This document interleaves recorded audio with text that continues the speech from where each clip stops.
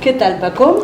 Muy bien, pues dispuesto a conversar sobre España y sobre los temas que me plantees, amiga Georgina. Este fantástico libro, ¿no? Bueno, yo creo que planteo cosas distintas y por eso lo he escrito. Me preocupa España, básicamente el futuro. Creo que la sociedad española está reblandecida como los relojes de Dalí, blandos. Nos hemos reblandecido y creo que hay que dejar una España más rica, más gozosa y más plena a nuestros nietos. Bueno, por lo menos a los míos. A los españoles en general, ¿no? Ingeniero industrial, máster en administración de empresas, licenciado en sociología y ciencias políticas. En esta segunda juventud, ¿qué va? ¿Te has convertido en historiador? Yo me considero siempre joven, ¿no? En realidad me considero un libre pensador. Es decir, no atado a ningún dogma ni a ningún credo. Simplemente pensar racionalmente lo que parece bueno para la sociedad en general, ¿no? ¿Qué te ha llevado a escribir Quo Vadis España? Bueno, básicamente, bueno, como decía el jefe de Domino, no sé si has visto tú la película Lawrence de Arabia. Sí, ahí claro. Anthony Quinn representa a ese famoso jefe beduino, claro. Y dice, voy a ir a Aqaba porque me place. Genial, ¿eh? Es una frase genial. Bueno, me place hablar de España, pero sobre todo, como te decía antes, me preocupa el futuro y propongo una serie de medidas que igual pues parecen acertadas o no, luego hablamos incluso de ellas.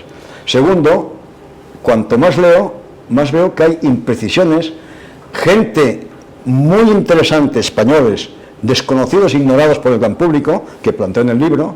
Por ejemplo, Azpilicueta. Azpilicueta fue un economista fabuloso del siglo XVI, desconocido en España, precursor de toda la teoría económica moderna, antes de Adam Smith, antes de Carl Berger, o sea, y lo desconocemos, no los valoramos. Los españoles tenemos un problema, es que no nos valoramos, y no nos valoramos. ¿Tú buscas respuestas al escribir? Claro, por eso Quo Vadis. ¿A dónde vas? ¿A dónde voy yo también? ¿A dónde va el mundo? ¿A dónde va España? ¿A dónde va la gente? ¿A dónde va el catolicismo? ¿A dónde va el cristianismo? Sí, parece que tienes fijación mental con esta frase latina, ¿no? Sí, sí. Desde el año 2000 que empezaste con esto del Quo Vadis Vaticano, cada año has escrito un libro. Un Quo Vadis, sí. Un Quo Vadis Cristianismo, Quo Vadis Cogitam, Quo Vadis España. Y este año ya estoy muy avanzado. Voy a ver si me lo pueden publicar, si no lo publicaré yo, evidentemente. Quo Vadis Leyenda Negra. Ajá. ¿Y Quo Vadis Francisco Minoves? También lo tengo en mente, pero antes tengo que escribir. El año 24, Quo Vadis Leyenda Negra. 25, Quo Vadis Humanidad. En el 26, Quo Vadis Conferencia Episcopal Española, Conferencia Episcopal. Y luego quizá Quo Vadis Minoves. ¡Qué barbaridad! Mucho Quo Vadis. La verdad es que has creado empresas, has dirigido otras muy importantes, has sustentado puestos directivos en el Instituto Nacional de Industria, en bancos, has sido consultor, consejero. ¿Qué es más demandante? ¿Levantar una empresa o escribir un sesudo ensayo? Evidentemente, levantar una empresa. ¿Por qué? Porque levantar una empresa implica relacionarte y, si me permites, gestionar equipos. Entonces, los equipos son hombres y mujeres, y cada uno tiene sus afanes y sus desvelos. Integrar los intereses de la compañía con los intereses de la gente que participa es muy complicado. En cambio, escribir un libro solo depende de ti. Depende de ti, de tus capacidades, evidentemente, tus fortalezas, tus debilidades, pero de ti. No tienes que depender de los demás ni gestionarte. O sea que sí, levantar una empresa es muy difícil. Por eso yo propongo que si tuviéramos en España 100 empresarios disruptores como Mancio Ortega, 5.000 empresarios innovadores como los dos que cito en el libro y 50.000 empresas industriales potentes, España cumpliría la profecía de Otto von Bismarck. Cuando deje de autodestruirse, y hablamos luego de esto, sí, será otra vez la vanguardia del mundo. ¿Podemos serlo? Me pregunto por qué PSOE y PP, que son los pedidos centrales, no se ponen de acuerdo en nada. No hay un campo común de encuentro en medicina, no digo existencia existencial, que esto es ideológico, la medicina, la investigación, en ciencia. Claro que hay un campo común, pues, ¿por qué no se ponen de acuerdo? Tú dices, somos cainitas, pues queda un poco. ¿Qué has aprendido en estos años de investigación histórica? Pues mira, cuanto más sé, como decía nuestro amigo Sócrates, más sé que poco sé. O sea, cuanto más vas aprendiendo, ves que es tan complejo el mundo, tan complejo cualquier cosa, que la propia España es complejísima. Pues intentar entender y dar un poco de ella es muy complicado. ¿Para quién escribes? Para todos. Por ejemplo, España, para los que la odian, para los que creen en la leyenda negra, para los españoles, evidentemente, para mis nietos, para ti. ¿Consideras que a la leyenda negra ha contribuido nuestro carácter cainita, suponiendo que tú consideres que ese es el carácter español? Sí, somos bastante cainitas, sí. Claro que ha contribuido, porque hay españoles que lo aceptan sin registrar. Claro que cometimos abusos, se cometieron en aquel entonces abusos, pero perdona, era el canon normal. Toda conquista conlleva sangre, esto es evidente. Lo que hicimos nosotros en el Nuevo Mundo, aparte de descubrirlo, evidentemente, o encontrarlo, porque hay que descubrir y encontrar. No lo buscábamos ir a las especias y encontramos pues aquel mundo que si no hubiéramos llegado, porque los barcos no estaban abastecidos para llegar tan lejos, hubiéramos muerto. Pues allí lo que hicimos es crear una segunda España, y eso está demostrado clarísimamente, lo demostraré, claro, no solamente las misiones. Oye, allí hay pro hombres y pro mujeres. Por ejemplo, soy Inés de la Cruz, una gran dramaturga y escritora fabulosa. Bueno, pues que hicimos cosas allí. El talento florecía allá. México fue más importante que París en 1550. Sí, claro, era una ciudad más grande. Y el Galeón de Manila puso todas las mercancías, la seda y porcelana china, el té de Ceilán, la pimienta de la India, en Europa, a través de Acapulco, y pasaba por México, claro. Es decir, fue la primera globalización. Totalmente. Claro. Y esto no lo celebramos ni lo gozamos. En cambio, los ingleses, que hicieron mucho más daño que los españoles, están ahí con su relato y nos manda. Es absurdo. ¿Es cierto que el pasado solo sirve para construir el presente? No. El pasado debería ser muy útil para escribir el presente. Por ejemplo, Pablo de Olavide trajo unos colonos católicos centroeuropeos para colonizar la parte de Andalucía, Córdoba, Granada, que estaba infectada de bandolerismo. Triunfó. Y digo yo, ¿y por qué ese pasado que fue positivo no se hace ahora lo mismo con inmigración latinoamericana, misma religión, misma lengua, para la España vacía? En vez de, no digo eliminar, pero sí poner, sustituir una inmigración africana que no tiene los valores, evidentemente, dejando aparte la parte ética y moral, ¿no? Estamos hablando de cosas eficaces para el bien de España. Por lo menos esto es lo que yo propongo. En este ensayo, precisamente, que es el último, aunque ya acabas de decir que ya estás metido en otros 3 Quo Vadis, destacas como máximos prohombres a Isabel I de Castilla, sí, y a Fernando II de Aragón.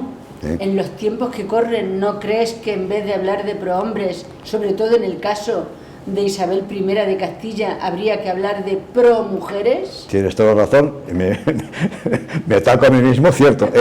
Por cierto, en Leyenda Negra ya pongo prohombres y promujeres, porque tienes razón. Sí.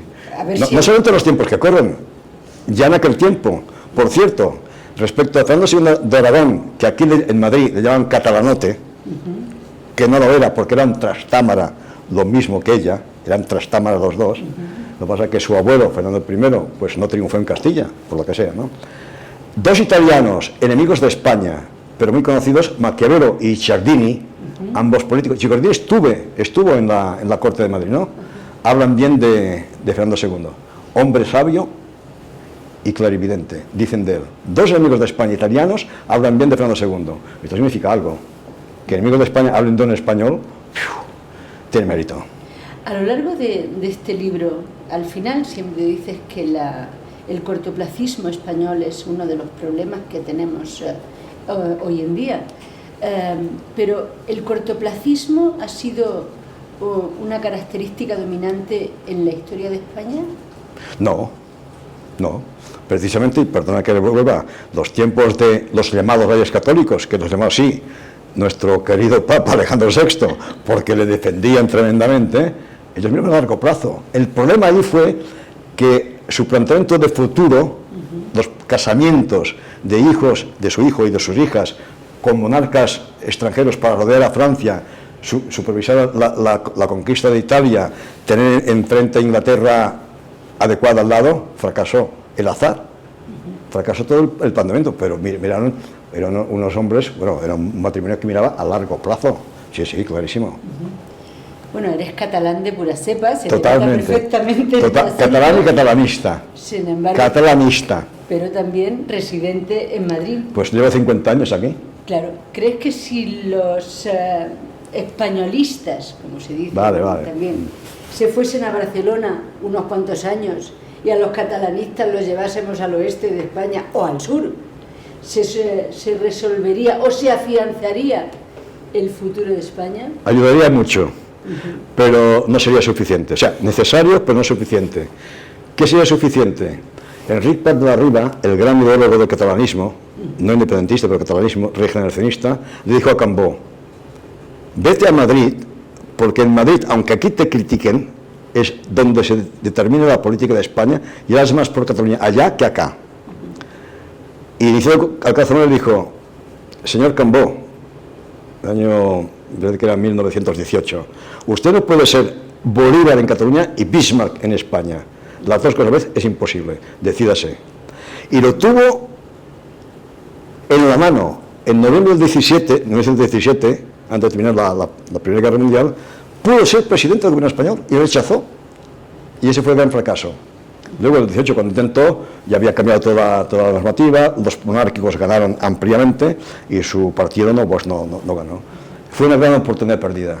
Y Enrique Prat de la Riba lo vio claro.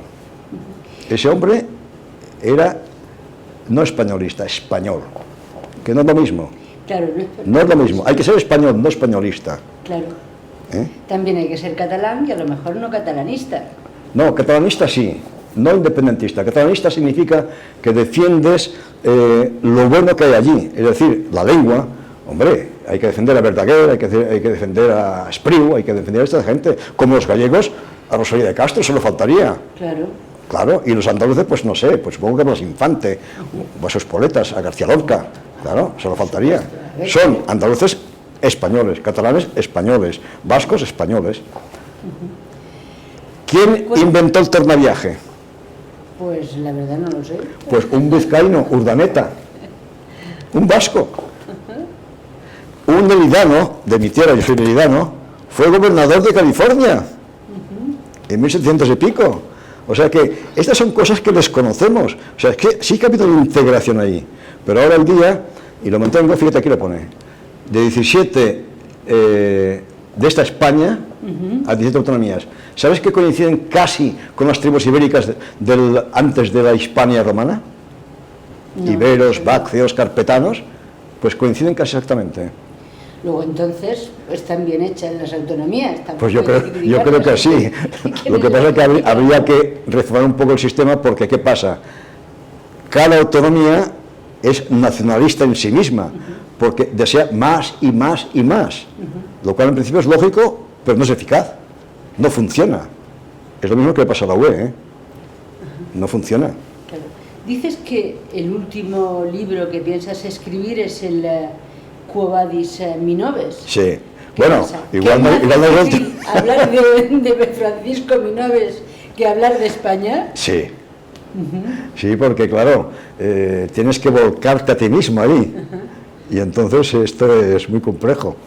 Pues nos quedamos con la incógnita y esperando que llegue ese libro, y mientras tanto nos pondremos a leer este magnífico libro de la historia. Pues muchas gracias a ti, Sabrina, y muchas gracias a Foro de Foros por permitirme conversar un poquito. Yo encantado, pues se trata de eso, de conversar, cosa que se ha pedido en España, conversar tranquilamente, cada uno con sus ideas, conversar. Pues muchas gracias Paco Minoves, y como ya digo, esperaremos tus nuevos Quo Vadis. Ahí estaremos, gracias.